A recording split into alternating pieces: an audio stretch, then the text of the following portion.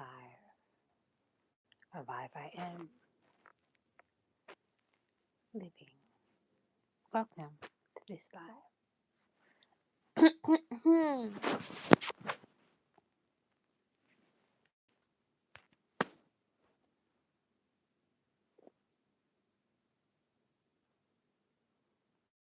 Not wanting me to green screen.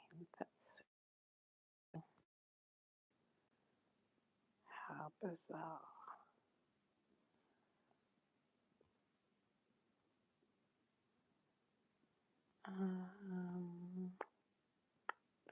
Okay, so I'm guessing that similar to the last live I did, it's just looking like the screen is black. Maybe it is, maybe it isn't.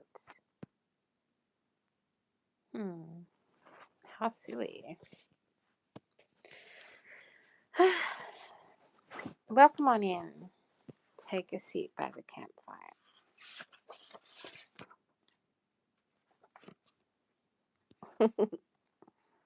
These are some excerpts from the book Mystic Placesfrom the Mystery of the Unknown series by Time Life Books in Amsterdam. And this is going to be the prelude to the next tarot reading I'm going to be doing. The next tarot reading I'm going to be doing is about the lessons of Atlantis. Yes. Have we learned from Atlantis? What have we learned from Atlantis? Hold on, I just have to check on that copy.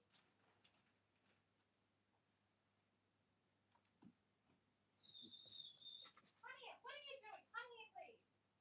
Come here. You muggle.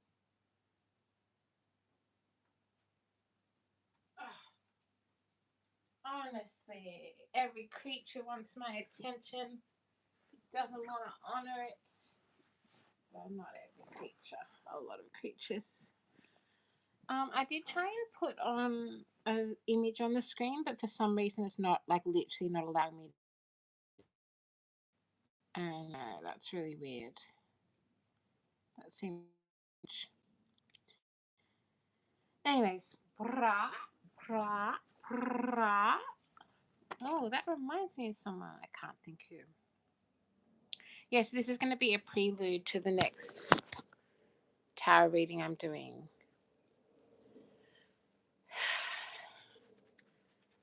I'm sure that some of you understand. Okay, now she's come inside. Hi, how you going? Welcome on in. How about that Sagittarius full moon, hey? Oh.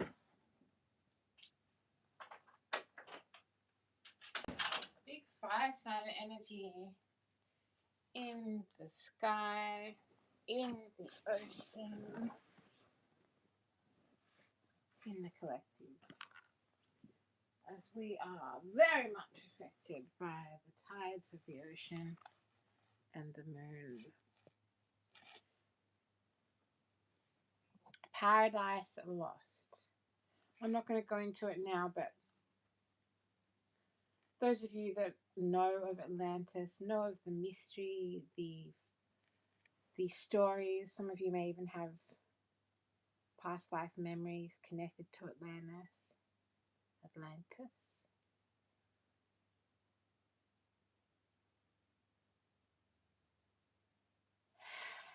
And those of you that do know and are familiar with the story of Atlantis, and those of you that are observing and noticing what's happening in the world around us, may see that there are some similarities.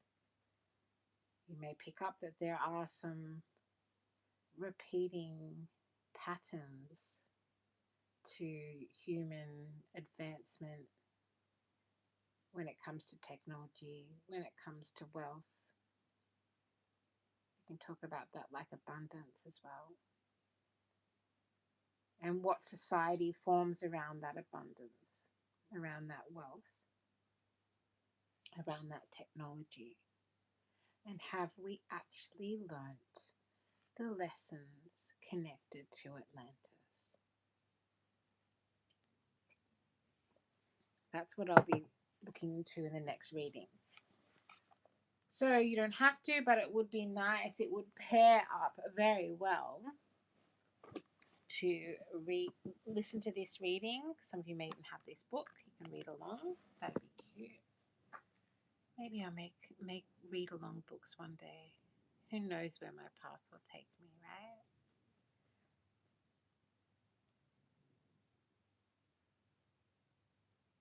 Paradise Lost. Here we go. Let's dive in. Let's dive in deep. Because apparently we need to go all the way to the bottom of the ocean in order for us to actually learn this lesson that some of us feel we as a collective should already know, particularly when it comes to technology. Yeah. Paradise Lost. Thousands of years. Is that where we want to start? Yes, that's where we want to start. Thousands of years after it supposedly sank into the cold and gloomy depths of the Atlantic Ocean, the island continent of Atlantis lives as one of history's most tantalizing puzzles. If indeed such a place existed, Atlantis was a civilization unequaled before or since. Yet its chroniclers say that it vanished in little more than a single day, leaving not a trace behind. I forgot to say, get your drinkity drinks and your snackity snacks. Let's dive in, y'all. You ready to dive in with me? Let's dive deep.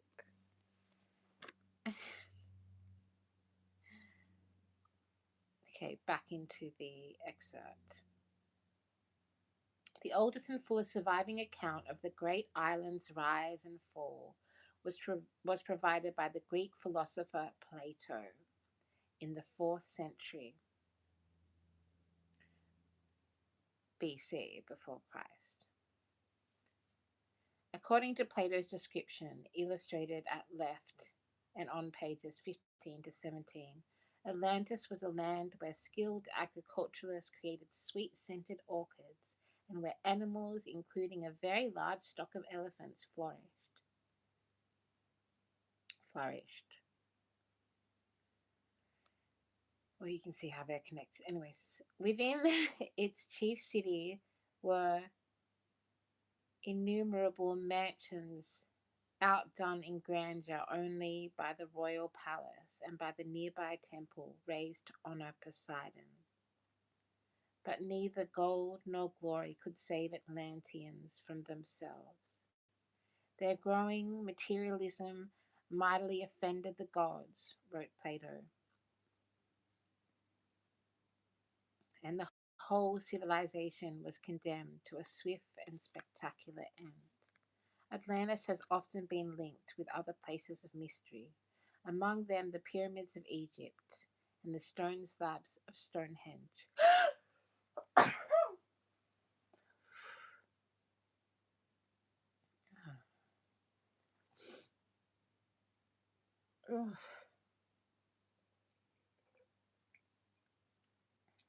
Excuse.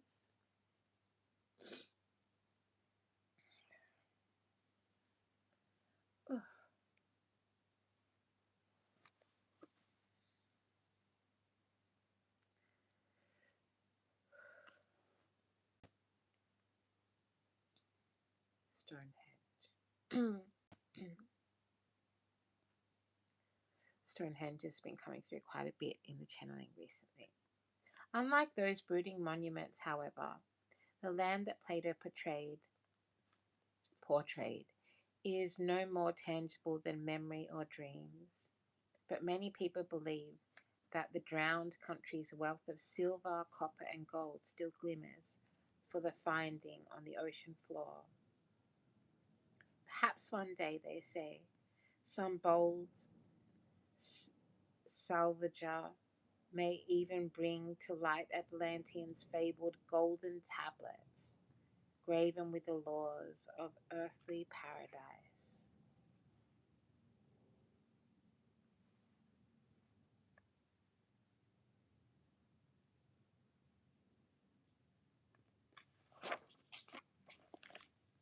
city of surpassing splendor. Chief among the many splendors of Plato's Atlantis was the sprawling palace compound, built on a low hill in the center of the capital and ringed by 3 canals. The structures that made up the royal residence open onto a courtyard containing the temple of Poseidon.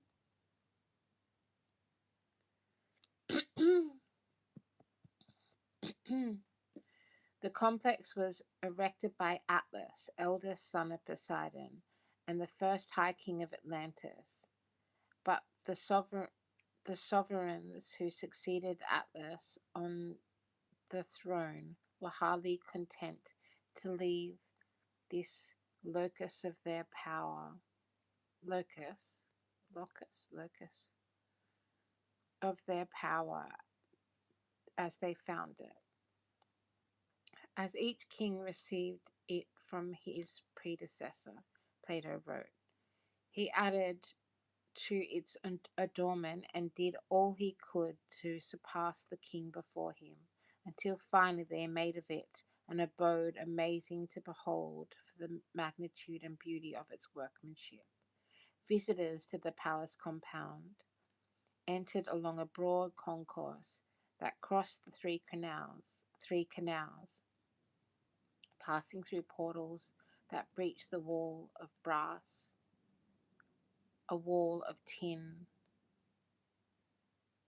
and an innermost wall of copper that sparkled like fire. Within the embrace of these gleaming barriers were residencies of the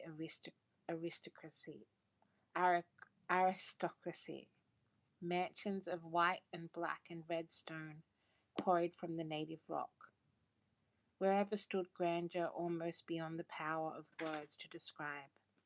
The wealth they possessed, wrote Plato, of the Atlantean monarchs was so immense that the like had never been seen before in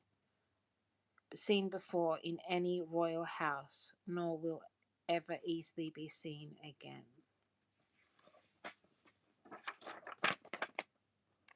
Wisdom beyond mortal measure is the next section.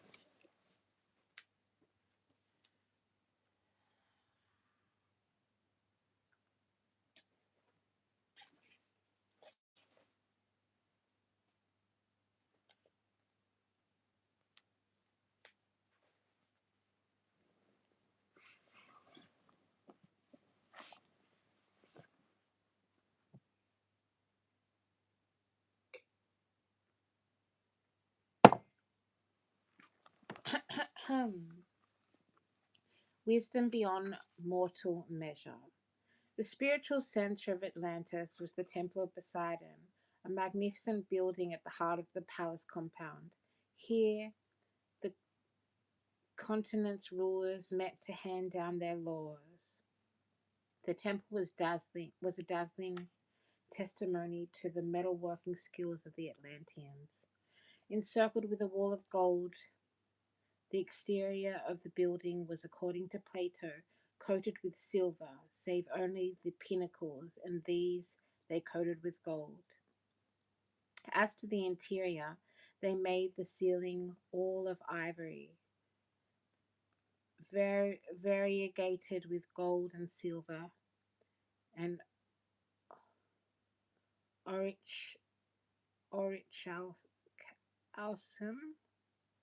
which is another word for copper.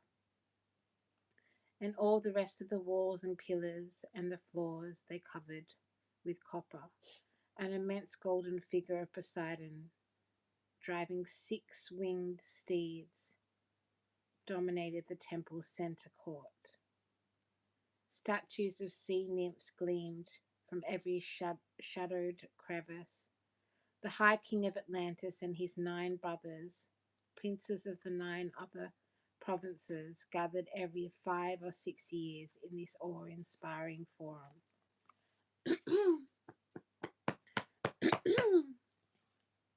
After sacrificing a bull and making it an offering to their gods, the dark-robed rulers gathered around the fading embers and past judgments, inscribing them upon a golden tablet. Wisely governed, the people of Atlantis lived in harmony. For many generations, wrote Plato, their hearts were true and in all ways noble, and they showed gentleness joined with wisdom. A dreadful day of reckoning. At the height of Atlantis' glory, 9,200 years before Plato's birth, the imperial island could claim domination over most of the Mediterranean, then or Pacific. I just want to add that.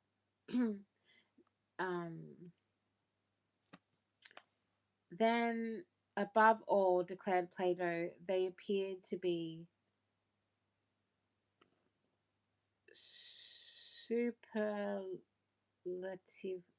superlatively fair and blessed.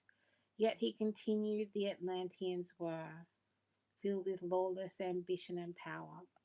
Limitless luxury had taken its toll. No longer did the Atlanteans value goodness above material wealth.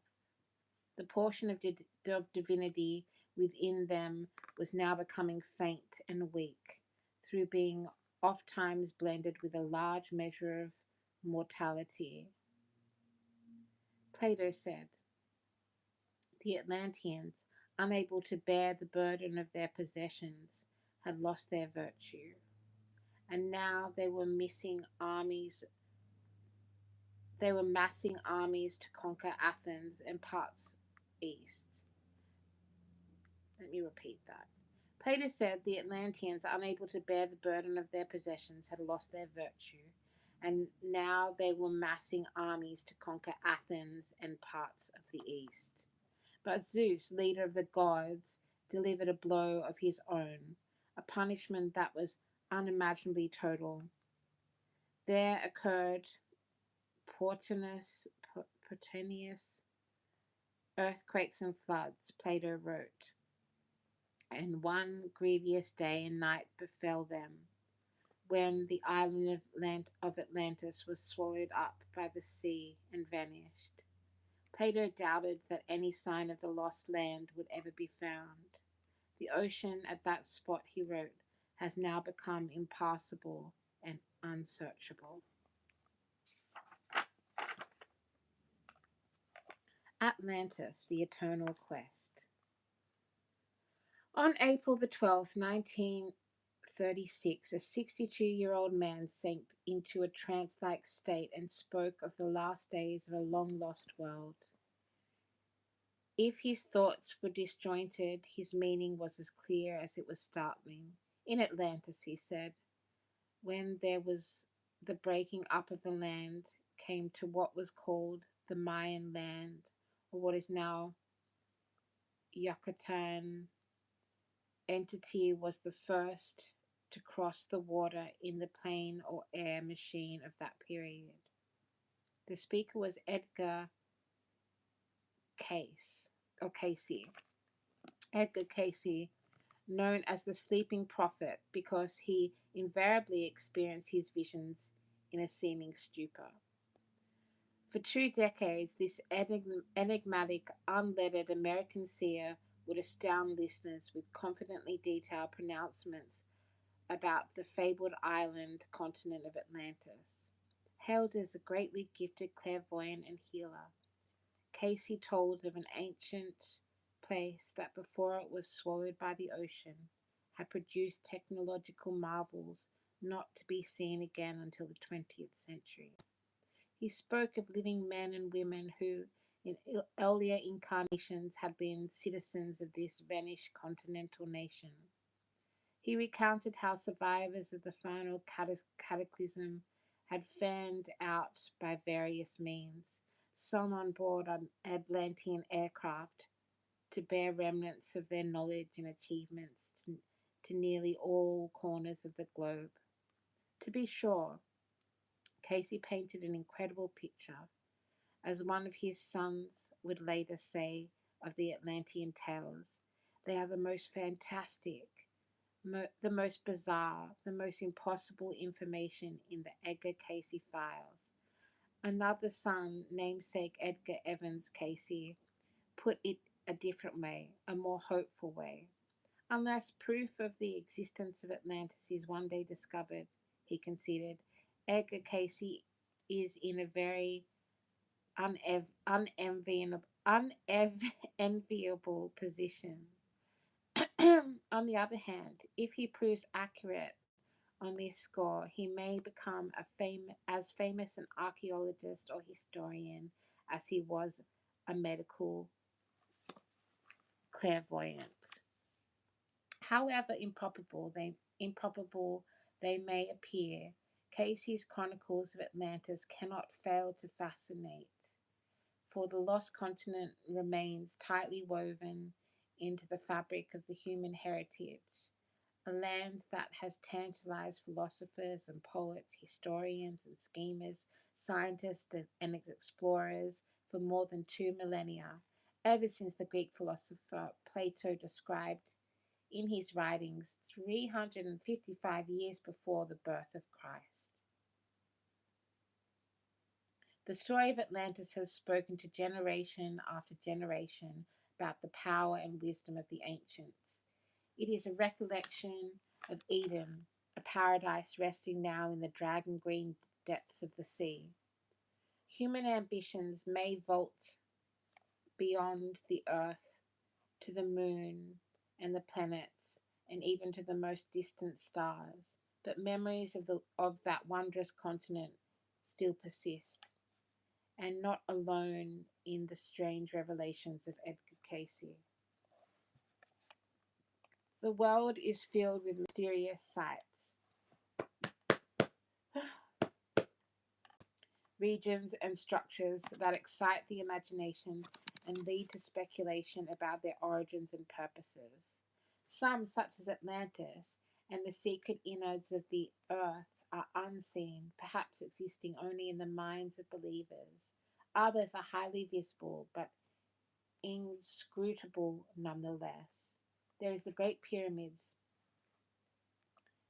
a monument to an Egyptian god king, certainly, but perhaps far more than that. There are the awesome columns and archways of Britain's Stonehenge, built by unknown hands as a device for tracking the cycle of the sun, but possibly invested with other meaning too.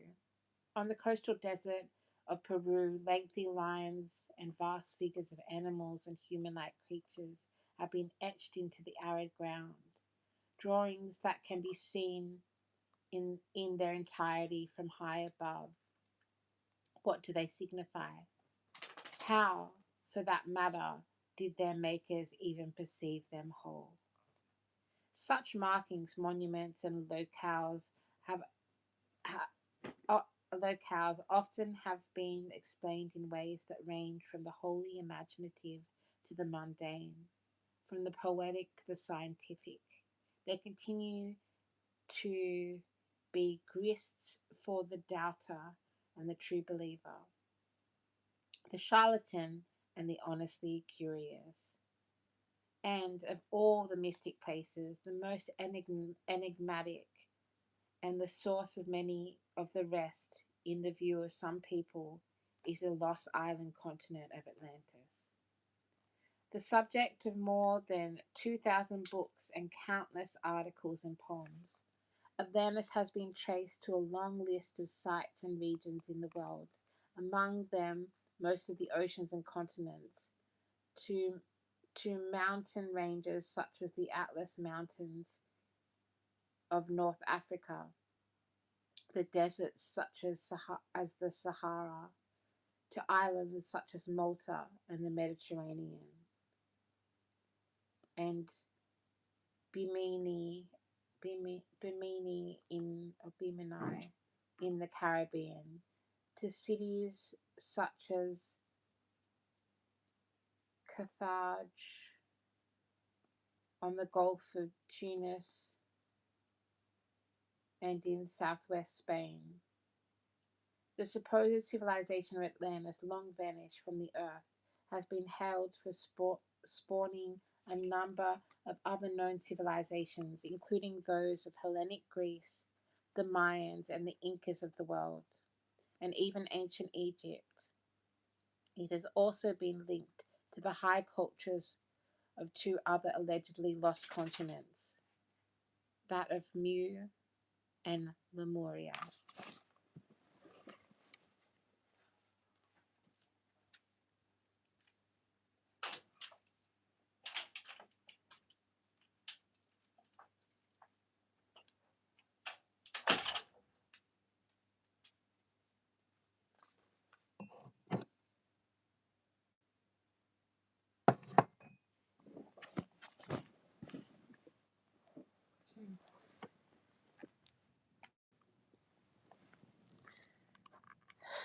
The first known account of Atlantis was supplied by the great Greek thinker Plato, who lived from about 428 to 348 BC. A student of the philosopher Socrates, Plato formed his own school of philosophy in the groves of academia in Athens. Academia in Athens. He wrote out his philosophy in the form of dialogues, playlets that featured his former teacher Socrates as the main character. Such is the case in the Republic, the dialogue in which Socrates and his interlocutors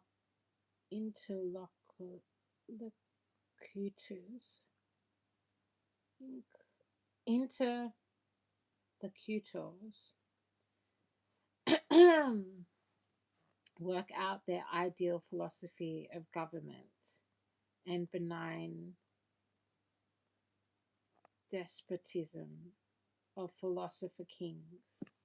Apparently, Plato tried but failed to persuade the rulers in what is now Sicily to adopt his political philosophy. Then, late in life, he composed two more dialogues that picked up where the Republic had left off. It is in these, written about 355 BC when Plato was in his 70s, that the earliest surviving description of the lost continent appears.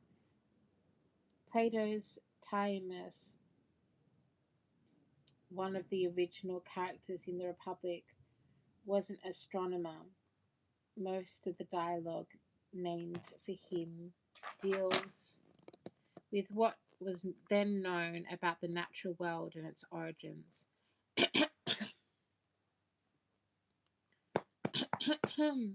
The dialogue is written as if it had occurred the day after the conversations that makes up the Republic, before Timaeus speaks about the natural sciences. Another remarkable discussant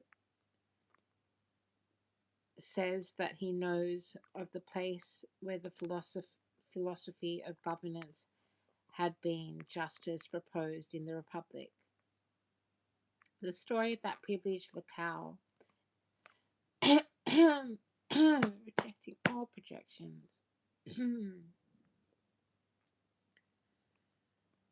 explains that had been passed down to him from relatives by word of mouth, and a few scribbled notes by the Greek statesman Solon, who had heard it a century and a half earlier from the Egyptian priests. According to the Egyptians, the place that matched the ideals of the Republic was none other than Athens, but it had been the Athens of a much earlier time, some 9,000 years before, in fact. There, Athena, the goddess of wisdom, had established a city that would produce men of the greatest wisdom, and as it turned out, courage. For beyond the Pillars of Hercules, the Strait of Gibraltar, which I feel like is important right now, there was a threatening island larger than northern Africa and Asia Minor combined. That is, a continent equal in size to most of the known world in Plato's day. On the island continent, a great and marvelous power had arisen. This was Atlantis, and its kings had extended their influence well into the Mediterranean as far as central Italy and Egypt. The Atlanteans, in fact, were arrogantly seeking control of all the world. Then the Athenian warriors defeated the armies of Atlantis in a great battle, and the city's leaders liberated all those east of the Pillars of Hercules. But on the heels of this glorious victory came violent earthquakes and floods that destroyed the early Athenians and sank the entire continent of Atlantis under the sea, all in a devastating period of a day and a night. Such catastrophes the Egyptian priests had informed Solon were certainly common enough in the world, but the Greeks had lost the early records of their history. Egypt, thanks to the valve action of its regulatory, reg, regularly flooding Nile River, was protected from such disasters. Thus, it still retained knowledge of an ancient cataclysm. With that brief mention of an early war, Atlantis became a tantalizing part of the historical record, but it remained for Critias in the dialogue named for him to describe Atlantis in detail. Indeed, the very quantity and quality of information has given Plato's account of Atlantis much of its enduring plausibility. Critias' report is filled with architectural, engineering, and ceremonial detail that would hardly have been needed if all Plato had in mind was to create a parable or legend to help him make a philosophical point. Moreover, Plato laced the dialogue with uncharacteristic references to the tale as the realm of fact and genuine history. And Solon, who supposedly brought the story back to Greece, was a real person who had actually visited Egypt as a statesman. All in all, Plato took great pains to make his record of Atlantis seem credible to the readers of his time, and that tone of certainty has remained a challenge for more than 2,000 years. For more than 2,000 years. Today, of course, few people believe in Poseidon, the Greek sea god, or in any of the rest of the Hellenic pantheon. But when Critias resumes his accounts of Atlantis, he quite naturally spoke in terms of divine origins. In the earliest times, he explained, when the gods were dividing the earth among themselves, Poseidon chose the fair and bounteous continent and subsidiary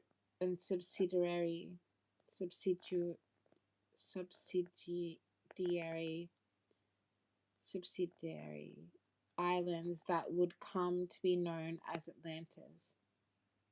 There, with a woman named Cleito, he sired 5 sets of twins. The firstborn child was Atlas, whom the continent and the surrounding ocean were named. Poseidon divided Atlantis into 10 parts, granting Atlas the biggest and best portion, and making him sovereign over his brothers, who were made rulers over the remaining provinces. Atlantis was a land of bountiful plains, extensive stands of timber, and a rich flora and fauna, including great herds of elephants. The ground was seamed with an ore of gold, silver, and other metals, including a mysterious one.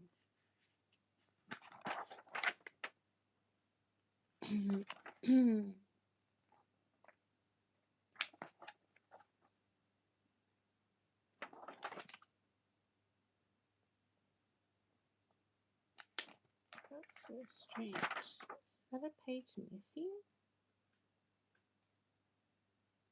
Oh, no, I see. A copper that Plato wrote sparkled like fire. At the southern end of the continent, the kings built a city of magnificence to match the great power that so rich a land soon achieved.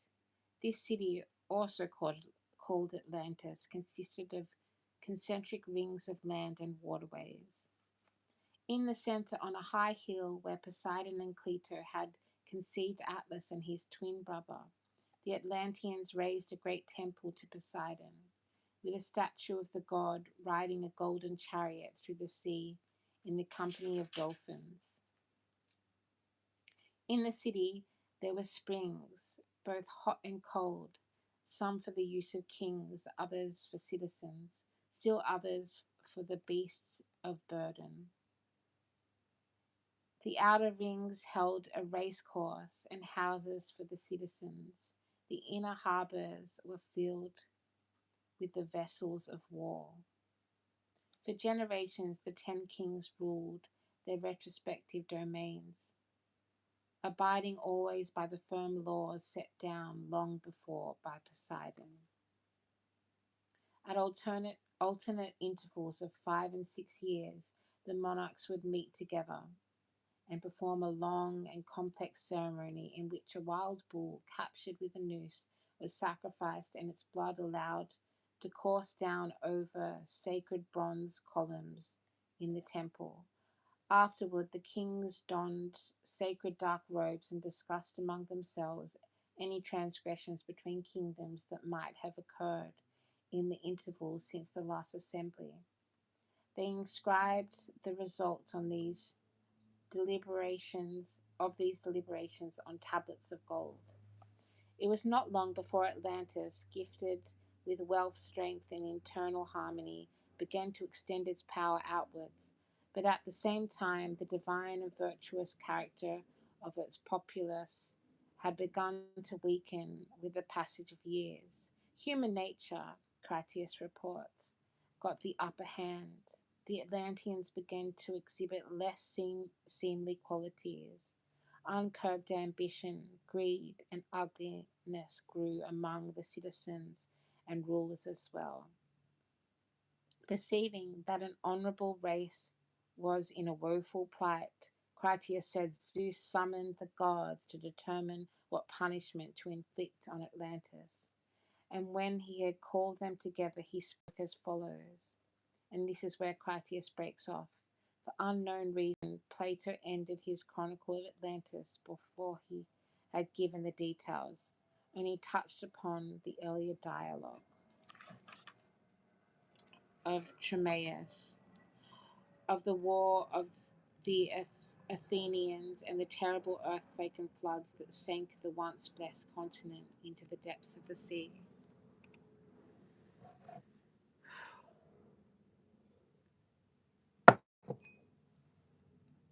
Despite Plato's best efforts to make Atlantis seem real, his descriptive accounts was soon the subject of controversy. Even his student Aristotle claimed that Plato had fabricated the Atlantis story and continued and contrived the continent's catastrophic demise as a literary convenience. For many centuries thereafter, scholarship in the Western world was based on the reading of texts by the greats of earlier times, and philosophers generally aligned themselves in schools of thoughts that were either Aristotelian or Platonic. The, the Platonists claimed that Plato's account of Atlantis was straight history, while Aristotelians took the opposite point of view and maintained that the lost continent was myth. Even so, it was easy enough to believe that a mysterious land might once have existed in the vastness of the Atlantic. The seas beyond the Strait of Gibraltar remained largely unexplored, and in the mind and maps of men were perilously laced with reefs and shallows, not to mention strange and dangerous creatures. There were plenty of corroborative stories about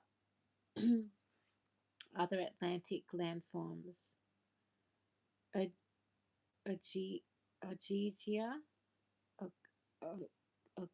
Ogyigia,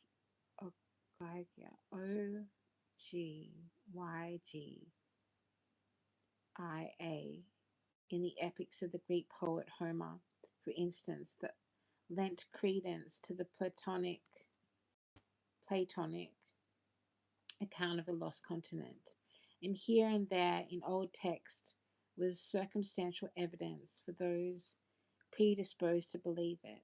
For example, in an offhand comment about the geographical distribution of seals, a 2nd century Roman naturalist named Claudius Alenius had written that the royalty of Macedonia, like the kings of Atlantis, had worn headbands adorned with the image of a ram seal. Presumably, the real-life Macedonians had adopted this emblem in emulation of equally substantial Atlanteans. During the period known as the Dark Ages, however, European scholars turned their attention almost exclusively from worldly matters to theology and the business of the church. Atlantis was, for many centuries, a matter of relatively small concern. But with the coming of the Renaissance, many thinkers returned hungrily to the classic texts from Greece and Rome, and there once again found Atlantis. Meanwhile, the seafarers probed the great ocean to the west. Sometimes their journeys sprawled legends. For example, in the 13th century, the Irish monk Saint Brendan sailed west in search of paradise, reportedly encountering sea monsters and demonic beings, and discovered the island of Blessed, which took their various places on generations of maps. By the time Columbus set sail, mapmakers had endowed the Atlantic Ocean with numerous other islands, both real and imagined, amongst them Avalon, the fabled land where King Arthur was said to have gone after receiving mortal wounds at the Battle of Camlan. Close by where the Azores and the Canaries lying only a few hundred miles off the coast of North Africa. Some scholars believe that these islands may be the mountainous remnants of a sunken land. When the New World burst open the European consciousness, the Americas quickly became prime candidates for the location of Atlantis. A Spaniard, Francesca Lopez de Gomora, first made the suggestion in 1553, and Sir Francis Bacon adopted it when he wrote The New Atlantis, a utopian novel. But the origins of Atlantis were also sought elsewhere, often with the spirit of chauvinism inherent in the rise of European nationalism. In 1675, Olof Rudbeck, a Swedish scholar, used Homeric sailing directions to Ogygia, and located Atlantis in Sweden. The English poet William Blake believed that the Atlantean king Albion led the last of his subjects to Britain, where they became Druids. Ancient Egyptians, Goths, and Siths were all seen to be escaped from doomed Atlantis, and the discovery of blue eyes and blondness among some of Some of Africa's Berbers soon led some people to place Atlantis in the Atlas Mountains of modern Morocco and Tunisia. the para the paradisical continent, um, the paradisial continent was also identified as part of an ancient series of land bridges that stretch across the Atlantic and even out into the Pacific as far as New Zealand. As time passed and geographical knowledge grew, such notions began to look increasingly far-fetched. Even students of Plato had their doubts about the whole thing. In 1841, the French scholar T. Henry Martin wrote a commentary on Timaeus and called Atlantis pure fiction. The geography of Europe, Asia, and Africa, he pointed out, showed none of the profound effects that would have followed the cataclysm disappearance of an Atlantis-sized landmass. Neither were there any shallows where the continent was supposed to have been.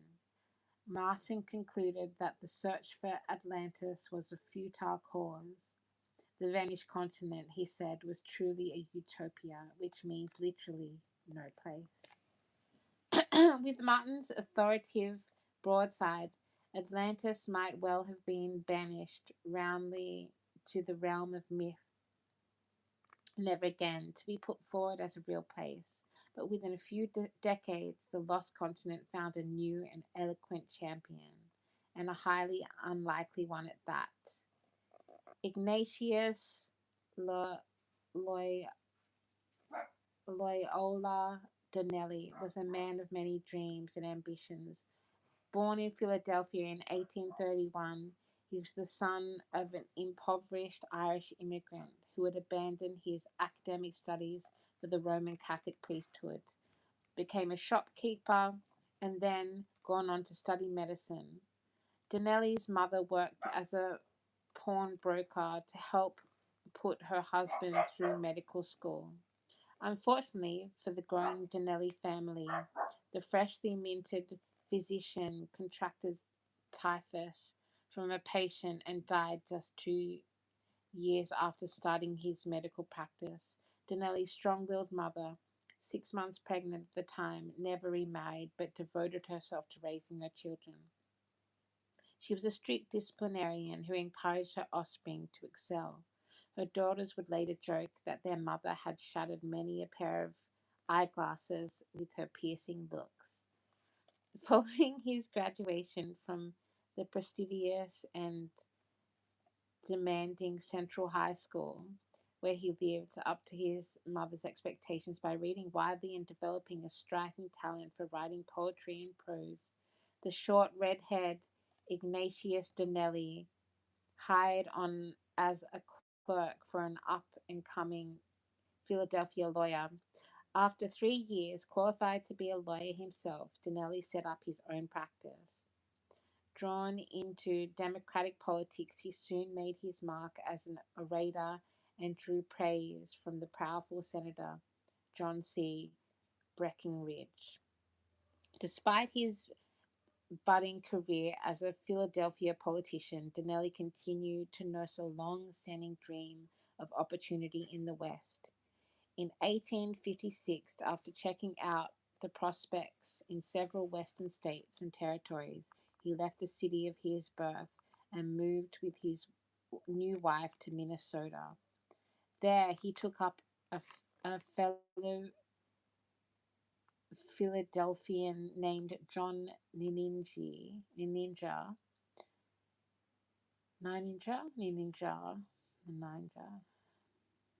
um, in promoting a prospective metropolis that was grandly dubbed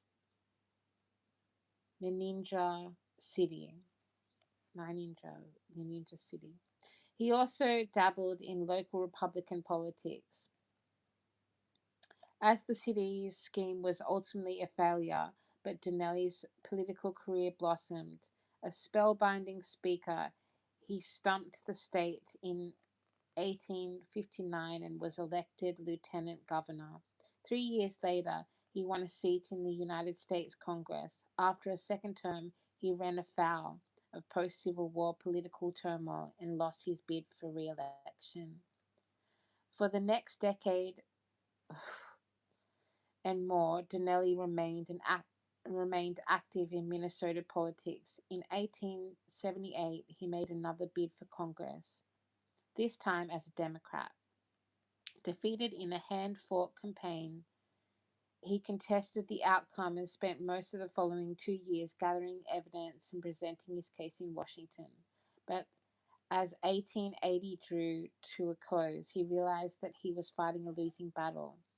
On November 3, his 49th birthday, Donnelly complained in his diary, "All my hopes are gone, and the future settles down upon me dark and gloomy indeed." In fact, his future was about to take a new and different turn.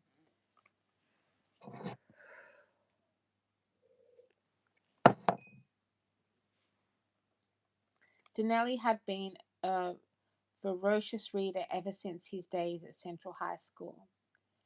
His diverse interests ranged from archaeology and geology to linguistics and history. During his off hours as a congressman in Washington, he had often strolled the Library of Congress to study the latest books and journals in these fields.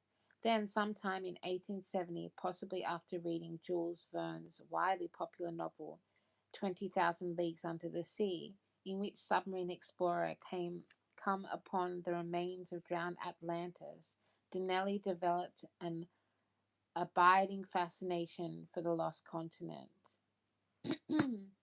With that, his previously random studies took on a different focus. In nearly everything he read, he seemed to find echoes of a long vanished civilization.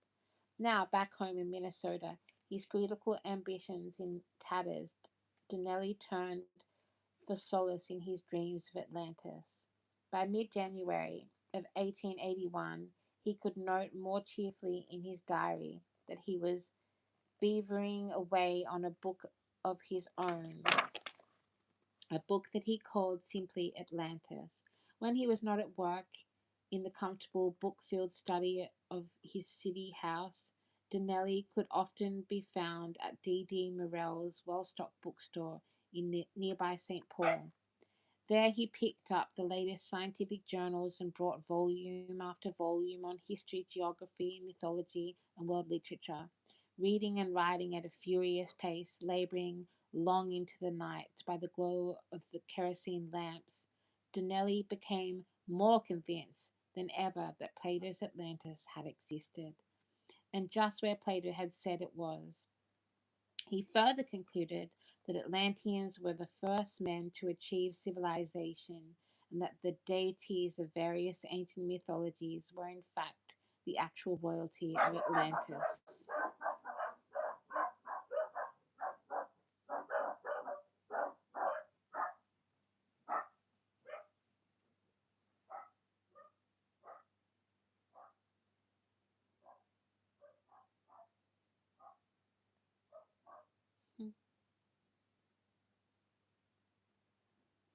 More importantly, for his thesis, Donnelly discerned far too many similarities between widely separated cultures to be explainable as mere coincidences.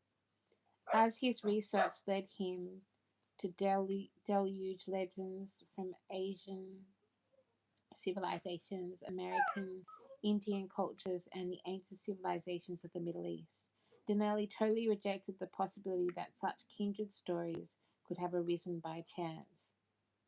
The only possible explanation for so universal a concept, he concluded, had to be a single source, the lost continent of Atlantis, from which the tale of deluge had spread, changing slightly but not importantly through centuries of oral transmission.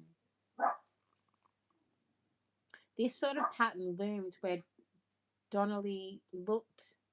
A favoured symbol of the Bronze Age he found was the spiral, a spiral image and spiral images cropped up at old sites in Scotland, in Switzerland, and in the rock face carvings of the Zuni Indians in, in New Mexico.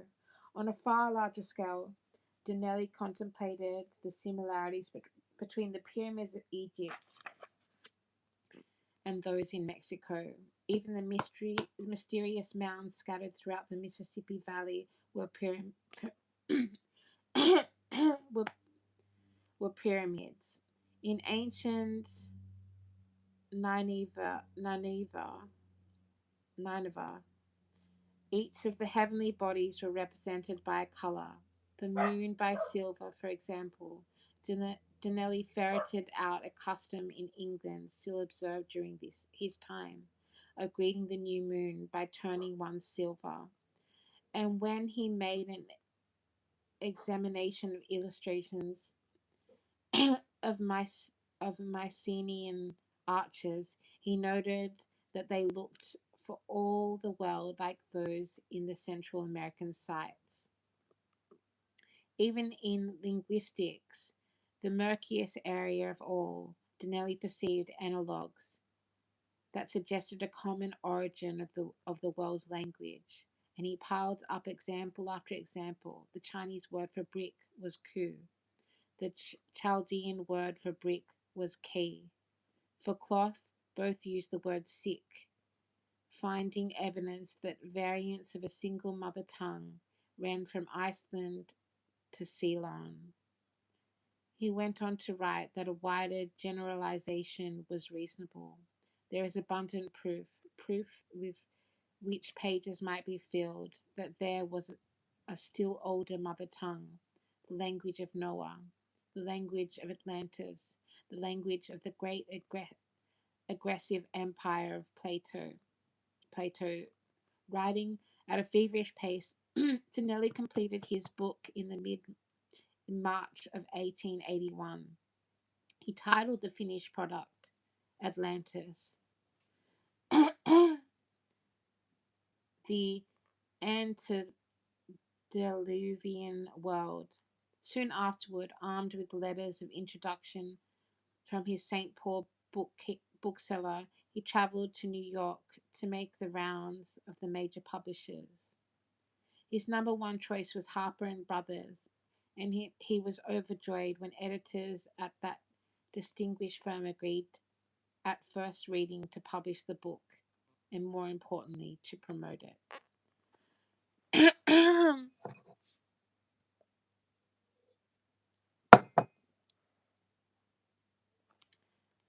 Donnelly's Atlantis went on sale in early 1882. Not even the enthusiastic author was fully prepared for the acclaim it elicited. Early reviews called it plausible, perspicacious, but buttressed by many curious and recondite facts, and suggested that it was one of the notable books of the century. William Gladstone, Great Britain's Prime Minister at the time, read the book and wrote Donnelly a glowing letter. Wearing ripped pants and a nearly buttonless coat, Donnelly sat reading Gladstone's letter and wrote in his diary, "I looked down at myself and could not but smile at the appearance of a man who, in this little snow-bound hamlet, was corresponding with the man whose word was fate anywhere in the British Empire."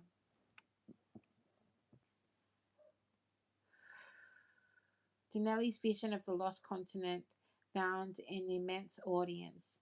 New Orleans would devote its Mardi Gras celebration the next year to the theme of Atlantis, and so great was the book's reception in America and abroad that its author was elected to membership in the American Association for the Advancement of Science. Atlantis was soon available in translation throughout Europe, and many people on both sides of the Atlantic were thoroughly convinced by Donnelly's marshalling of evidence from science, literature, religion, folklore, and mythology.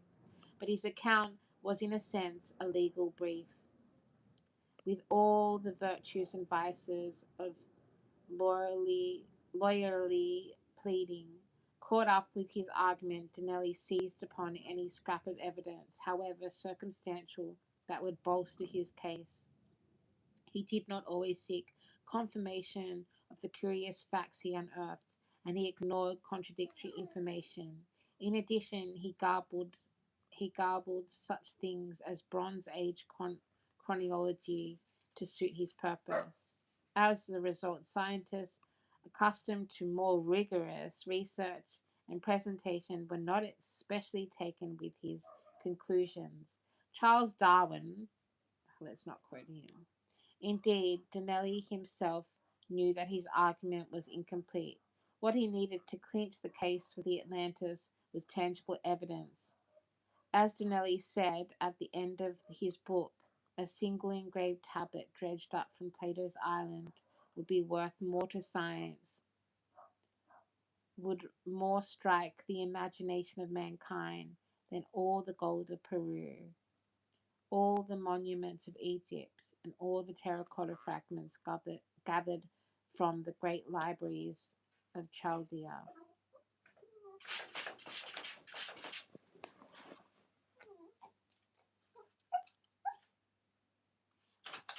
Inside. Get inside. What are you carrying on for? What's carrying on? Oh, we just hit the 1 hour mark. Good job for being here.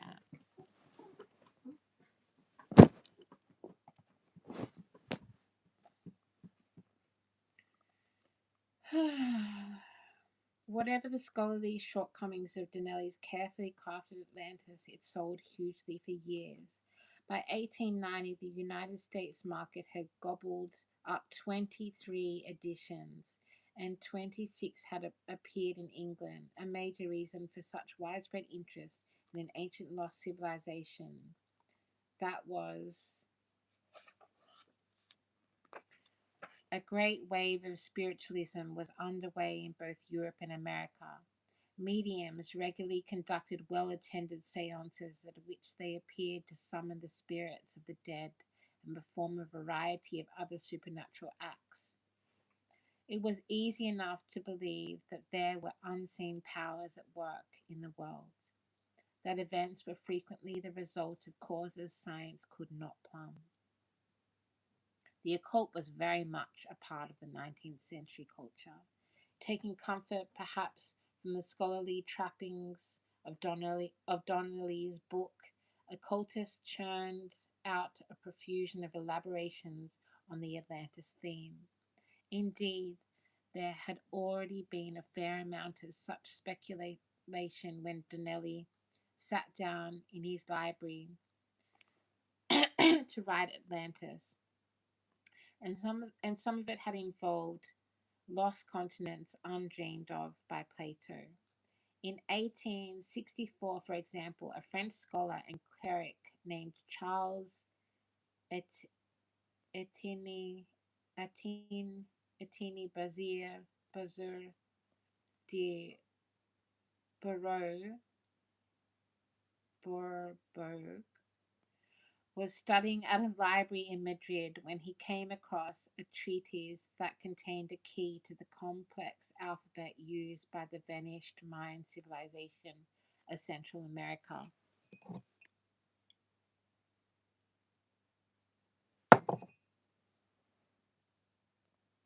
Thus armed, Brazier set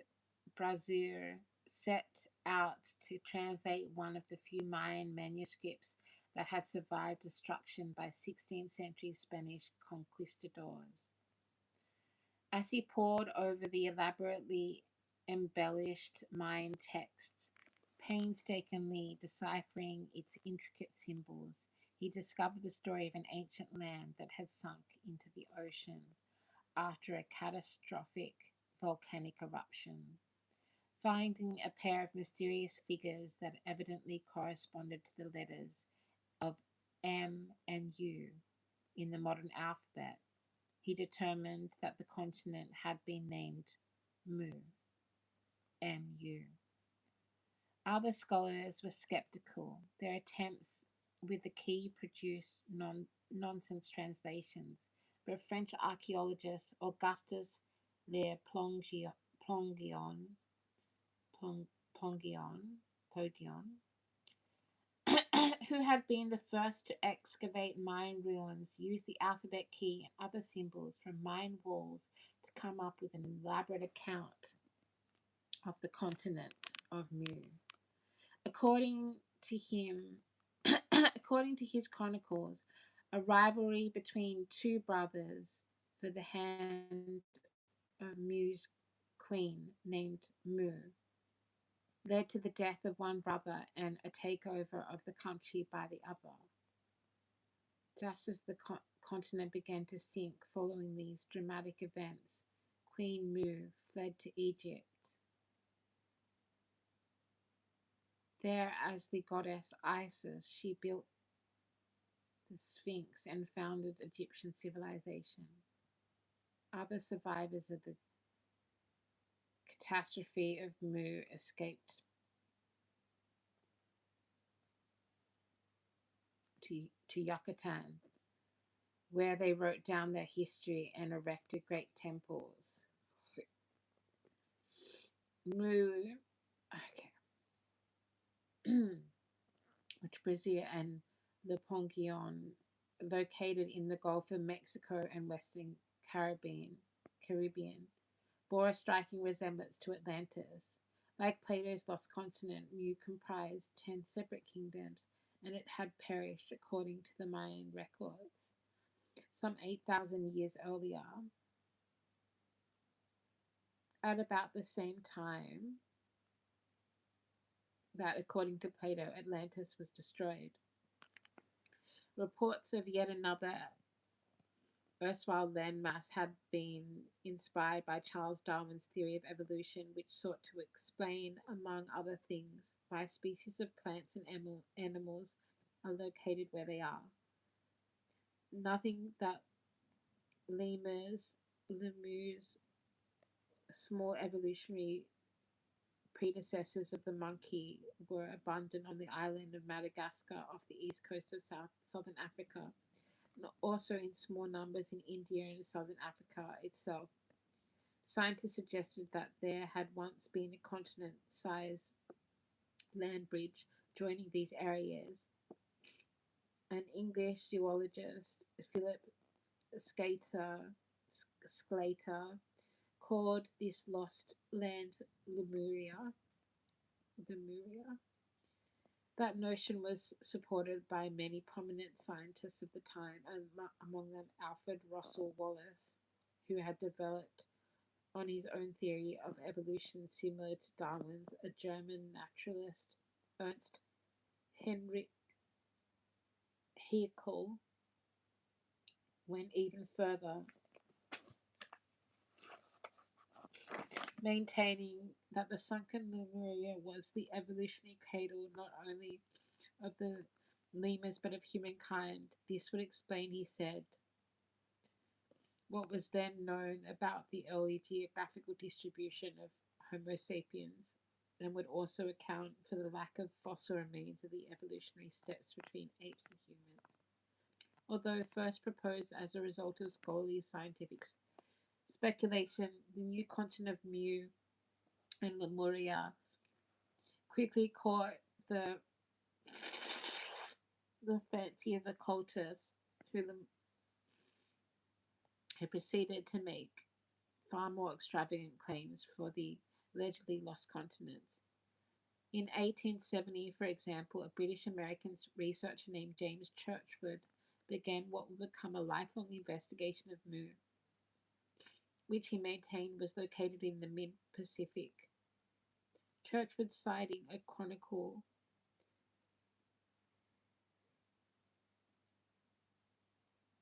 purportedly taken from secret tablets discovered in India, said Mu had been the site of the Garden of Eden and had a population of 64 million people at the time of its destruction.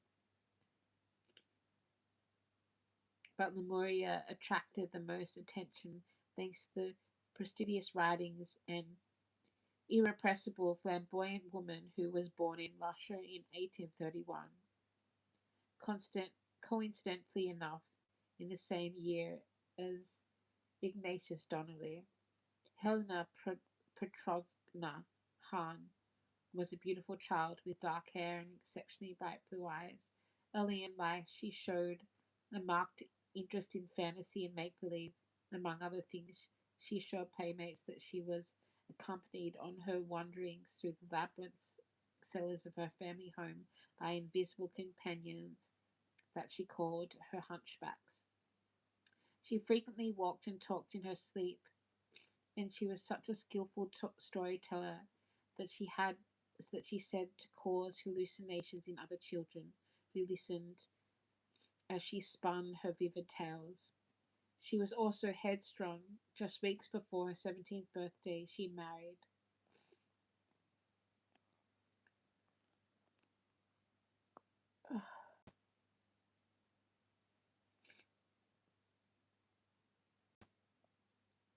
Nikifor Blavatsky, a government official who was around 3 times her age. It was a short-lived union. Helena left Blavatsky within months and subsequently 6 more husbands.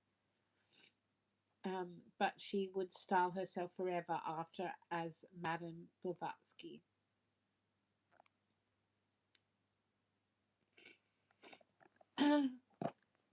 According to Madame Blavatsky and her followers, the Lemurians were the third of 7 root races of mankind. Their continent occupied most of the southern hemisphere, and they were originally hermaphrodite people who communicated only by psychic powers conferred upon them by a third eye. The fourth race was the Atlanteans, who evolved from the Lemurians, and Lemuria sank beneath the sea millions of years ago. They inhabited a spur of Lemuria in the northern Atlantic that itself was to sink later, finally disappearing after 9,000 years ago. Madame Blavatsky believed refugees from that disaster escaped in Central Asia, where they evolved into modern Hindus and Europeans.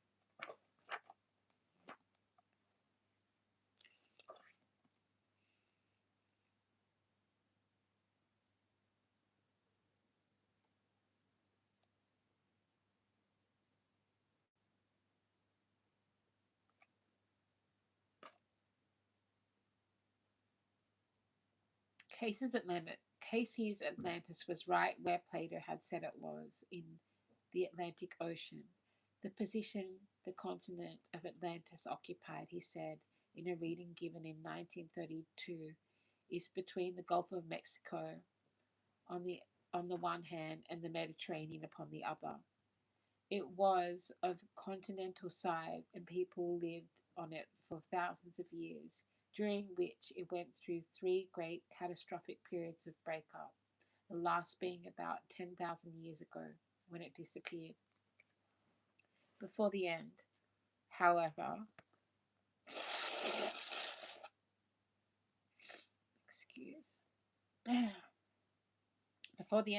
the Atlanteans appeared to have developed a highly advanced civilization that was technologically on par with the industrialized world of the 20th century. They were evidently an active, questing people who could, among other things, generate electricity and build aircraft.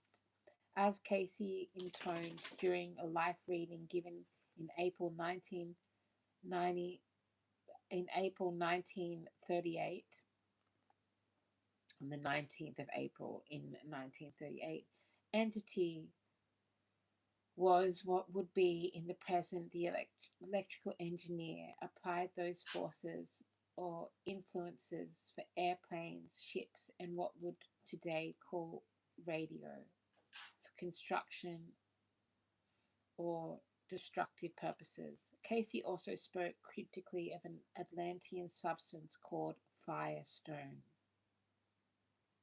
used to generate energy. It has been likened by some to the radioactive materials employed in modern times to produce nuclear power. As Casey explained in a reading a reading given in 1933, more than a decade before the first public demonstration of atomic energy. The preparation of this stone was solely in the hands of the initiates of the time, and the entity was among those who directed the influences of the radiation which arose in the form of rays that were invisible to the eye but acted upon the stones themselves as set in the motivating forces. Whether the aircraft were lifted by the gases of the period or whether for guided the more of pleasure vehicles that might pass along close to the earth or crafts on the water or under the water. These vehicles, Casey went on, were impelled by the concentration of rays from the stone, which was centered in the middle of the power station. According to Edgar Casey's account, the Atlanteans had originally appeared on Earth in spirit form and had only gradually evolved into material beings. This was, it seems, the beginning and the end of Atlantis. The more fleshly its inhabitants became over the generations, the more troubled their civilization.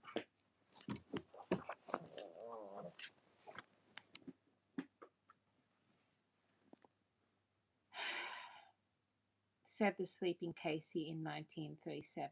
The Atlanteans land when there were those disturbing forces, or just previous to the first disturbing forces that brought the first destruction of the continent through the application of spiritual things for self-indulgence of material peoples. A faction called the Sons of Belial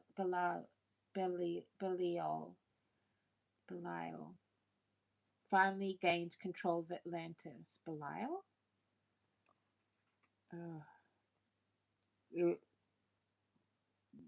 Atlantis, mistreating the land's producers and casting them into a kind of slave status. Society, like the land itself, began to fall apart, and Casey suggested that the cataclysmic end was caused not only by the geological upheavals, but also by misuse of technology. He said in 1936, the Atlantean land just after second breaking up of the land owing to misapplication of divine laws upon those things of nature or of the earth. When there were the eruptions from the second using of those influences that were the man's own development, yet becoming destructive forces to flesh when misapplied. In addition to telling of the life and death of Atlantis, Casey also made a tantalizing prediction.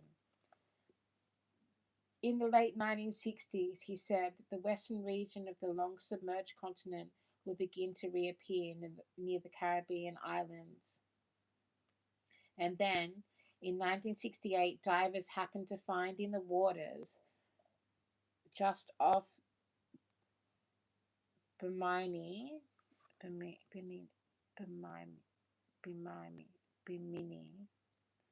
what seemed to be a long roadway paved with rectangular blocks of stones. Many believed that the sleeping Casey's prophecy had come to pass, that this was an actual remnant of the vanished Atlantean civilization. Indeed, radiocarbon dating of the monumental blocks indicated an age of some 12,000 years, but geologists were quick to point out similar rock formations in Australia and even along the very shore. Like the 2,000-foot road, said the scientists, these are not man-made structures, rather they are results of the formation of beach rock. In this natural process, the calcium carbonate grains left from the decade of sea creatures wash or blow over sand and become embedded, therefore forming hard rock. Exposure to the sun and slippage of loose sands from underneath cause the rock to fracture in relatively straight lines along the shore, and then at right angles, creating the effect of a road made with craftsmanly precision. As shorelines change, such formations become submerged and can appear to be ancient thoroughfares. Undersea roadways are not the only alleged remnants of Atlantis that have been undermined by modern science. Indeed, the continuing precision of 20th century geology has been especially unkind to the idea of a long lost continent resting beneath the sea. The ability to measure the speed of earthquake vibrations as they reverberate around the Earth has led geologists to the conclusion that the material that composes the Earth's crust under the continents is vastly different from that of any ocean basin. And in tracking such vibrations through the ocean floors, geologists have turned up no sign of a large mass of continent type material. The theory of continental drift and plate tectonics has also taken its toll on the concept of Atlantis. First proposed in the early years of this century and scorned for more than a generation, this revolutionary theory has in that all of the world's continents were once joined together in a huge landmass called Pangaea. Some 200 million years ago, they split off and began the slow and continuous movement that has carried them to their present locations.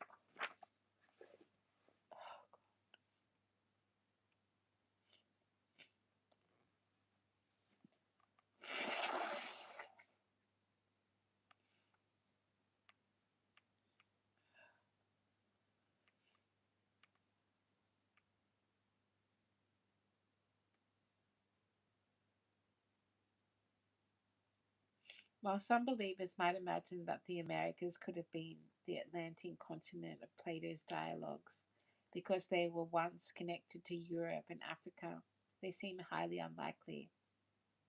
The process of continental drift is almost immeasurably slow. The North America arrives at its approximate current position about 65 million years ago, at a time when dinosaurs still roamed the earth.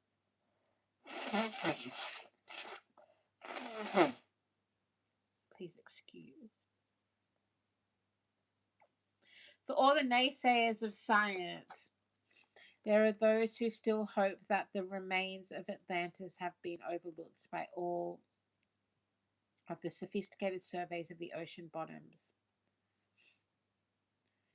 Geological evidence notwithstanding, such optimists cling to their belief that the ancient continent lies somewhere in the murk and glorious obscured in the mud. Meanwhile, other scientists have made the strongest case for the material existence of an Atlantis in olden times.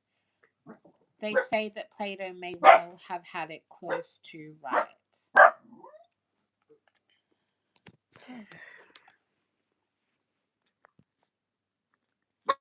Let's sit with this for some time.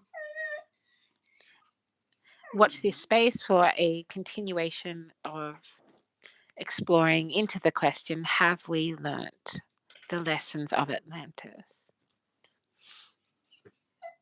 Much love from me.